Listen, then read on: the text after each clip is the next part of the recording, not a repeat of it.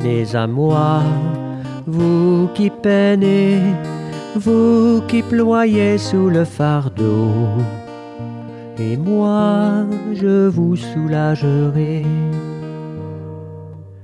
Vous dont on gère l'existence à coups de règles et de lois, vous dont on charge d'exigences en alourdissant le sabbat.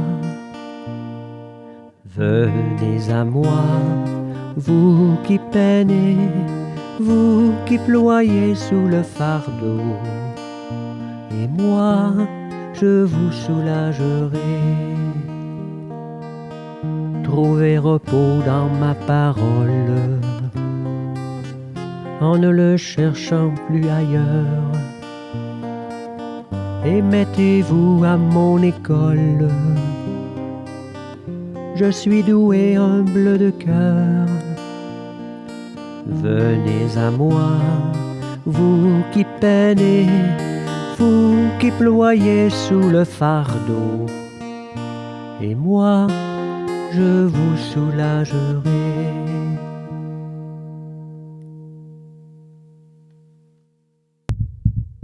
Bonjour, bienvenue à chacun et chacune de vous. Comme vous le savez, nous sommes appelés à vivre une liturgie de la parole sans l'Eucharistie. Nous allons donc nous préparer à vivre la présence du Seigneur dans sa parole. L'Eucharistie est le centre même de la vie de l'Église.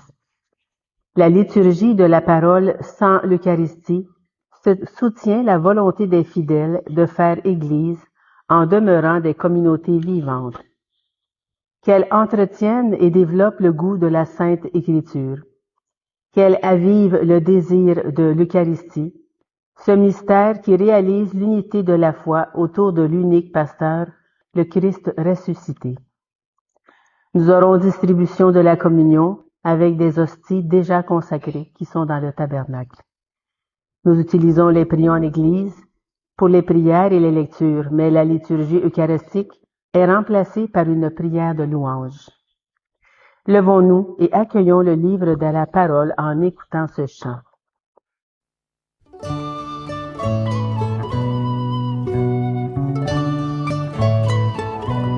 Si l'espérance t'a fait marcher plus loin que ta peur, si l'espérance t'a fait marcher plus loin que ta peur, tu auras les yeux levés, alors tu pourras tenir jusqu'au soleil de Dieu.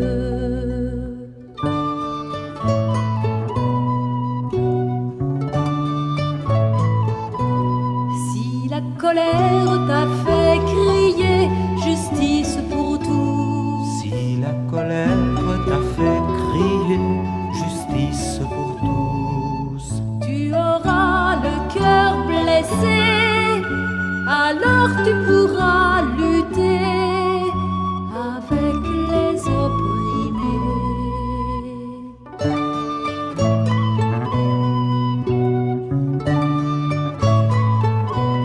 Si la souffrance t'a fait pleurer des larmes de sang, si la souffrance t'a fait pleurer des larmes de sang, tu auras les yeux lavés, alors tu pourras prier avec ton frère en croix.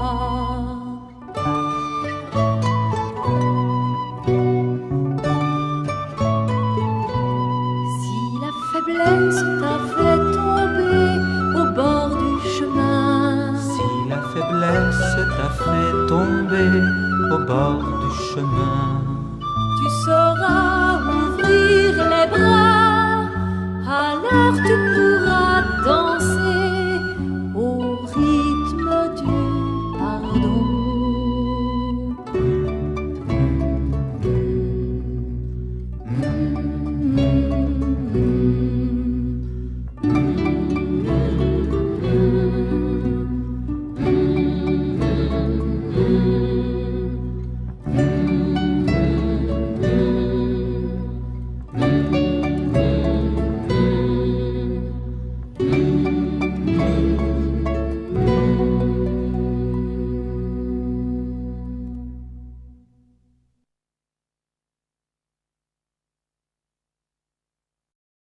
Ensemble, nous pouvons réciter l'antienne d'ouverture. Regarde-moi, Seigneur, et prends pitié de moi qui suis seul et misérable. Vois ma misère et ma peine. Enlève tous mes péchés, toi, mon Dieu. Nous sommes rassemblés au nom du Père, du Fils et du Saint-Esprit. Amen. Ensemble pour la prière, Seigneur Dieu, nous en appelons à ta providence qui, dans ses desseins, jamais ne se trompe, et nous te supplions humblement. Tout ce qui fait du mal, écarte-le. Donne-nous ce qui pourra nous aider. Par Jésus-Christ, ton Fils, notre Seigneur, qui vit et règne avec toi, dans l'unité du Saint-Esprit, Dieu, pour les siècles des siècles. Amen. Seigneur Jésus, envoyé par le Père pour guérir et sauver les humains, prends pitié de nous. Prends pitié de nous. Ô Christ, venu dans le monde appeler toutes les pécheresses et tous les pécheurs, prends pitié de nous. Prends pitié de nous. Seigneur, élevé dans la gloire du Père, où tu intercèdes pour nous, prends pitié de nous. Prends pitié de nous. Vous pouvez vous asseoir. Écoutons maintenant la parole de Dieu. Que cette parole soit toujours proclamée en ce lieu et qu'elle nous révèle le mystère du Christ. Première lecture de la lettre aux Hébreux. Il convenait que Dieu mène à sa perfection par des souffrances celui qui est à l'origine du salut. Ce n'est pas à des anges que Dieu a soumis le monde à venir dont nous parlons. Un psaume l'atteste en disant « Qu'est-ce que l'homme pour que tu penses à lui, le fils d'un homme que tu en prennes souci? Tu l'as abaissé un peu au-dessous des anges et tu l'as couronné de gloire et d'honneur. Tu as mis sous ses pieds toutes choses. Quand Dieu lui a tout soumis, il n'a rien exclu de cette soumission. Maintenant, nous ne voyons pas encore que tout lui est soumis. Mais Jésus, qui a été abaissé un peu au-dessous des anges, nous le voyons couronné de gloire et d'honneur à cause de sa passion et de sa mort. Si donc il a fait l'expérience de la mort, c'est parce que Dieu, au profit de celui pour qui et par qui tout existe, voulait conduire une multitude de fils jusqu'à la gloire. C'est pourquoi il convenait qu'il mène à sa perfection, par des souffrances, celui qui est à l'origine de leur salut. Car celui qui sanctifie et ceux qui sont sanctifiés doivent tous avoir même origine. Pour cette raison, Jésus n'a pas honte de les appeler ses frères, quand il dit « Je proclamerai ton nom devant mes frères, je chanterai en pleine assemblée. » Louange à toi, parole du Seigneur. Seigneur Jésus. Ensemble pour le psaume, tu établis ton Fils sur les œuvres de tes mains. Ô Seigneur notre Dieu, qu'il est grand ton nom par toute la terre. Qu'est-ce que l'homme pour que tu penses à lui, le fils d'un homme que tu en prennes souci?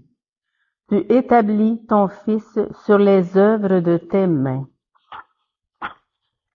Tu as voulu un peu moindre qu'un Dieu, le couronnant de gloire et d'honneur, tu l'établis sur les œuvres de tes mains, tu mets toutes choses à ses pieds.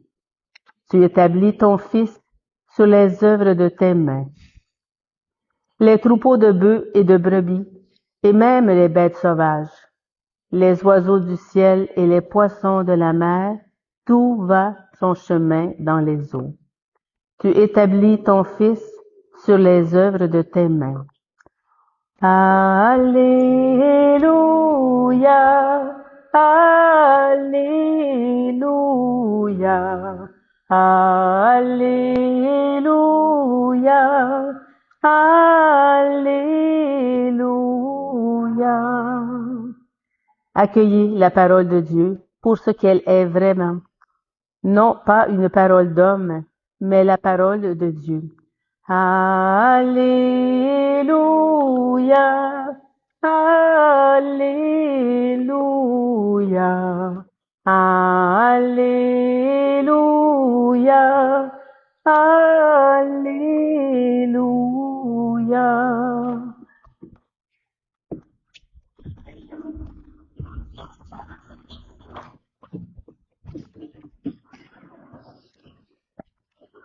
Évangile de Jésus-Christ selon saint Marc. Gloire à toi, Seigneur. Seigneur, purifie mon esprit, purifie ma bouche, purifie nos cœurs, à chacune et chacun d'entre nous. Jésus et ses disciples entrèrent à Capharnaüm. Aussitôt, le jour du sabbat, il se rendit à la synagogue, et là, il enseignait. On était frappé par son enseignement, car il enseignait en homme qui a autorité, et non pas comme les scribes. Or, il y avait dans leur synagogue un homme tourmenté par un esprit impur, qui se mit à crier, « Que nous veux-tu, Jésus, Jésus de Nazareth? Es-tu venu pour nous perdre? Je sais qui tu es le Saint de Dieu. » Jésus l'interpella vivement, « Tais-toi, sors de cet homme. » L'esprit impur le fit entrer en convulsion, puis, poussant un grand cri, sortit de lui. Ils furent tous frappés de stupeur et se demandaient entre eux, « Qu'est-ce que cela veut dire? Voilà un enseignement nouveau, donné avec autorité, qui commande même aux esprits impurs et lui obéissent. » Sa renommée se répandit, et aussitôt, partout, dans toute la région de la Galilée. Acclamons la parole de Dieu. Louange à toi, Seigneur Jésus. Pfiou. C'est vite, celle-là.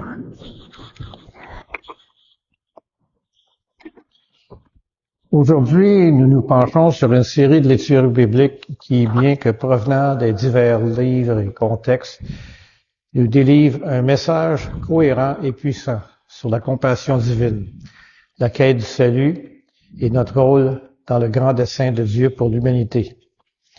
Nous allons explorer Matthieu, Isaïe, Luc, Éphésiens, Genèse, Luc encore, et Philippiens et Baruch.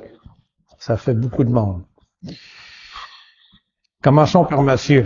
Jésus pose une question rhétorique sur le berger qui quitte les 99 brebis pour aller chercher celle qui est perdue.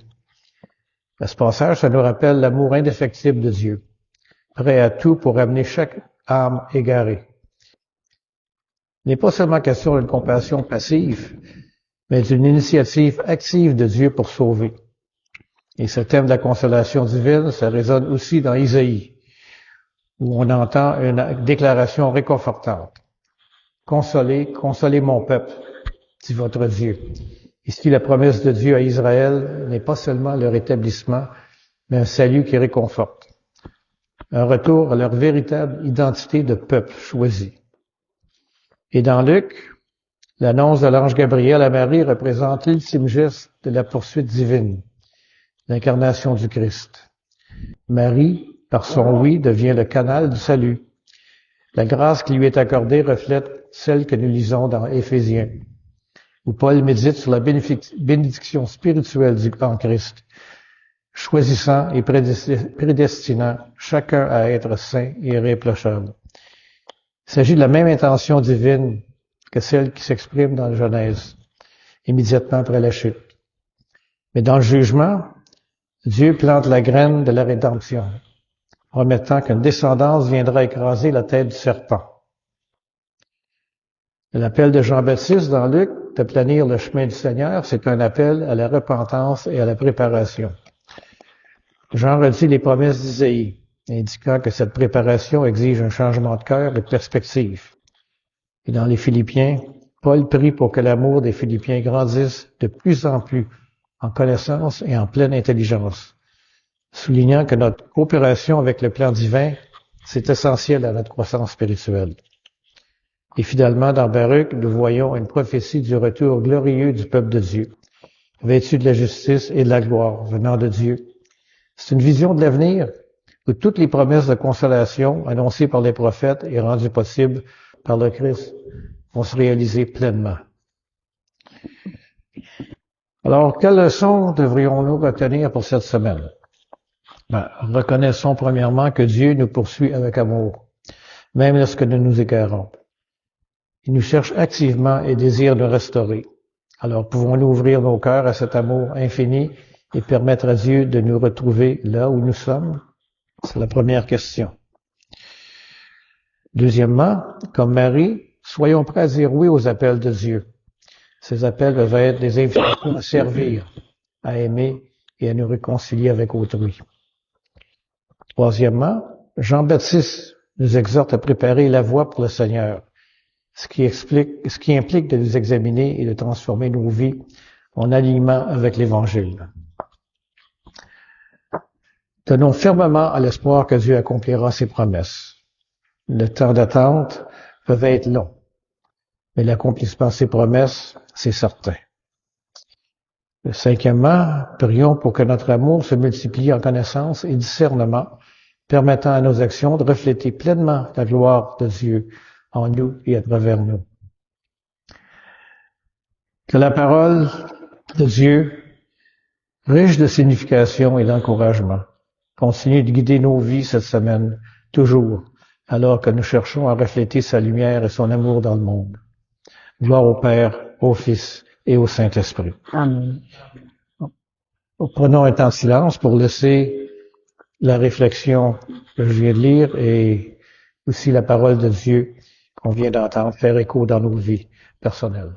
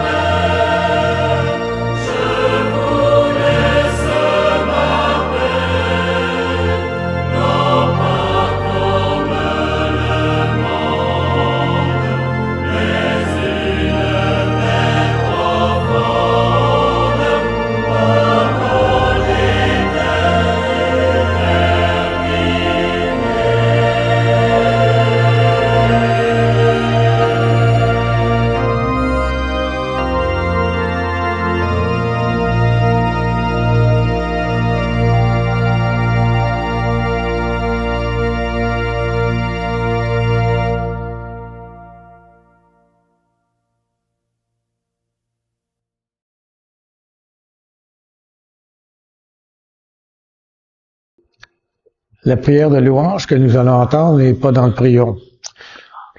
En chaque partie de la prière, je vous invite à dire ensemble, nous te louons. Dieu notre Père, nous te louons, nous te bénissons. Au matin du monde, dans le jardin de la Genèse, tu cherchais l'homme et la femme, honteux de leurs péchés.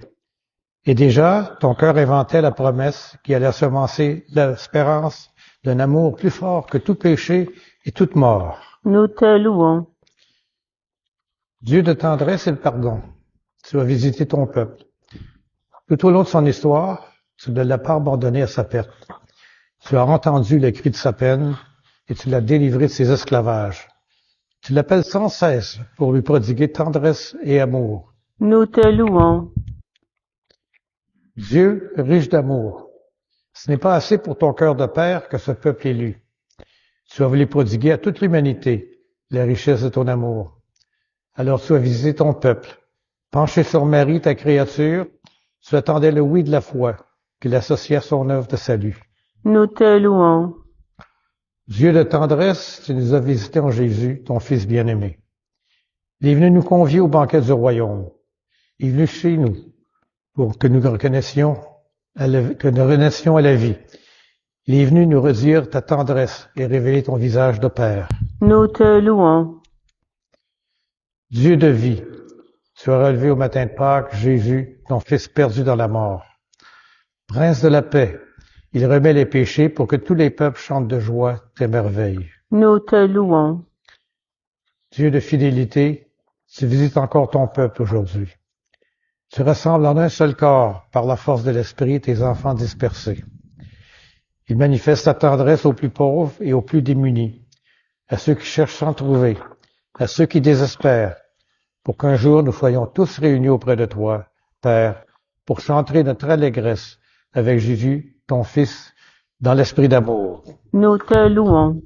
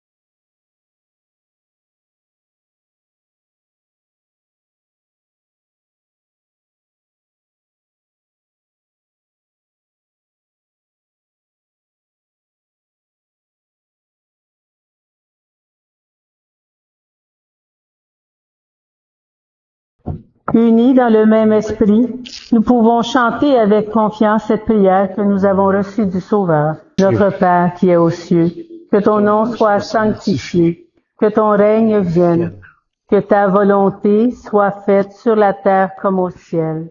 Donne-nous aujourd'hui notre pain de ce jour. Pardonne-nous nos offenses, comme nous pardonnons aussi à ceux qui nous ont offensés. Ne nous laisse pas entrer en tentation, mais délivre-nous du mal. Car c'est à toi qu'appartiennent le règne, la puissance et la gloire pour les siècles des siècles. Amen. Confirmons maintenant entre nous notre prière en échangeant un geste de paix. Que la paix du Seigneur soit sur chacun et chacune de vous. La paix du Seigneur, Pierre-Louis.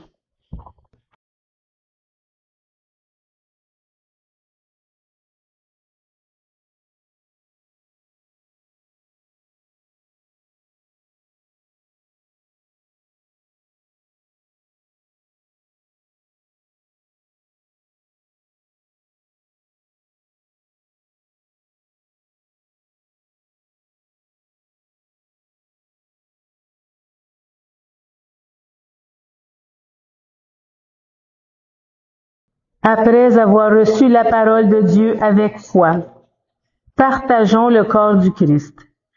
Que cette communion nous unisse à toute l'Église qui se rassemble à ce jour à travers le monde pour proclamer la mort et la résurrection de Christ. Il est l'agneau de Dieu, l'agneau véritable, l'agneau sans tache, celui qui enlève les péchés du monde. Seigneur, je ne suis pas digne de te recevoir, mais dis seulement une parole et je serai guéri.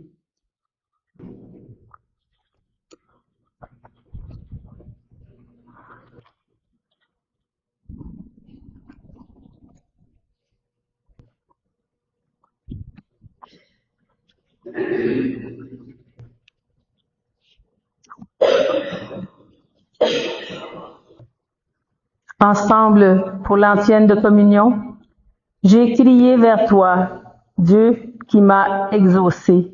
Incline ton oreille, entends ce que je dis.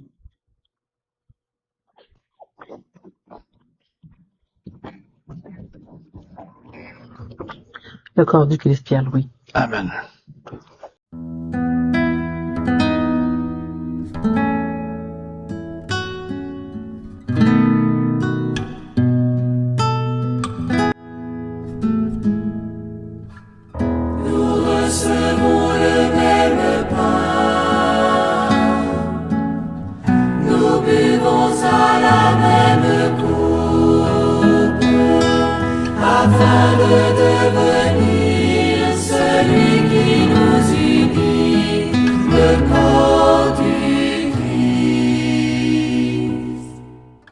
Heureux qui désire la vie, qu'il s'en approche et la reçoive. Il recevra Jésus lui-même et connaîtra l'amour de Dieu. Nous recevons le même pain, nous buvons à la même coupe, afin de devenir celui qui nous unit, le corps du Christ. Heureux qui saura préférer celui qui sera tout en tous. Il amasse des ici-bas un trésor précieux dans le ciel. Nous recevons le même pain, nous buvons à la même coupe, afin de devenir celui qui nous unit, le corps du Christ. Heureux qui regarde le cœur et ne juge pas l'apparence. Il reconnaîtra dans ce pain Jésus, l'agneau livré pour nous. Nous recevons le même pain,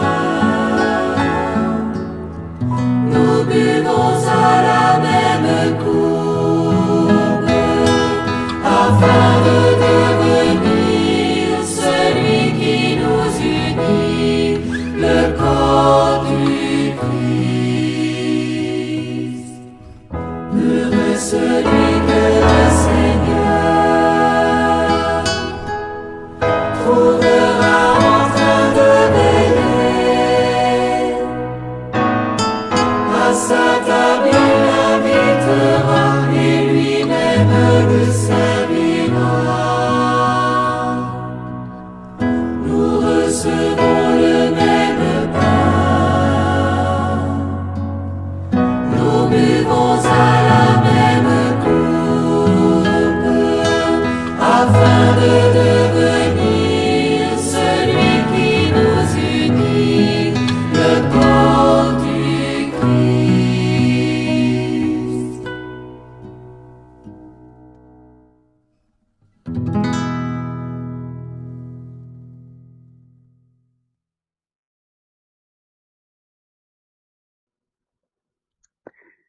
Nous pouvons réciter ensemble la prière après la communion. Guide-nous par ton esprit, nous t'en prions, Seigneur, toi qui nous as nourris du corps et du sang de ton Fils. Accorde-nous de rendre témoignage, non seulement en parole et par des discours, mais aussi en actes et en vérité, pour mériter d'entrer dans le royaume des cieux, par le Christ, notre Seigneur. Amen. Que le Seigneur nous bénisse et nous garde. Qu'il fasse resplendir sur nous son visage et nous accorde sa grâce. Et que Dieu Tout-Puissant nous bénisse, le Père, le Fils et le Saint-Esprit. Amen. Allons dans la paix proclamer l'Évangile du Christ. Nous rendons grâce à Dieu. Bonne journée à chacun de vous.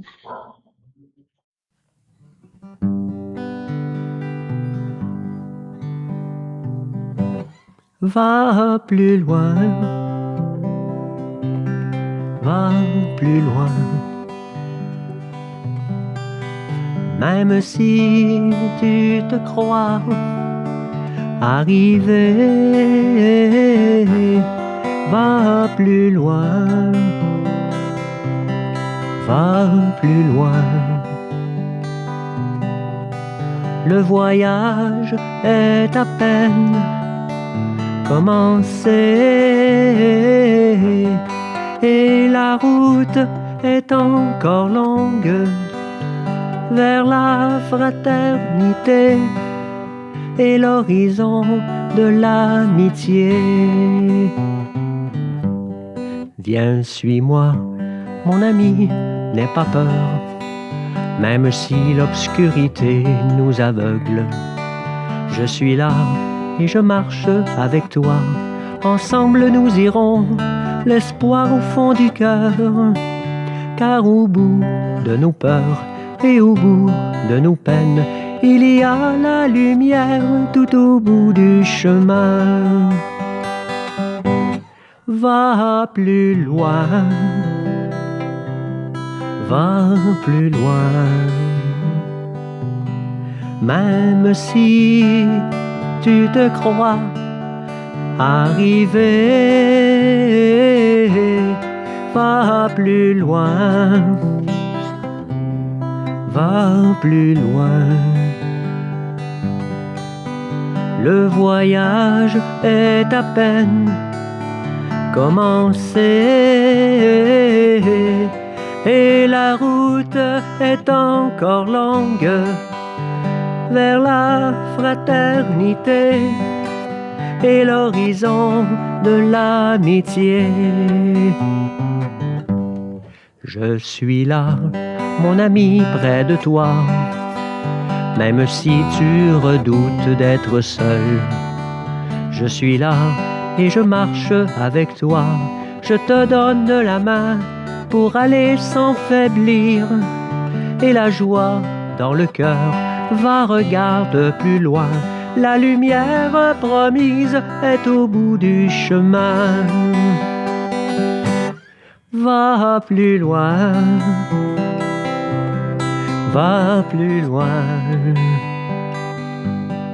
Même si tu te crois arrivé, va plus loin, va plus loin. Le voyage est à peine commencé et la route est encore longue vers la fraternité et l'horizon de l'amitié.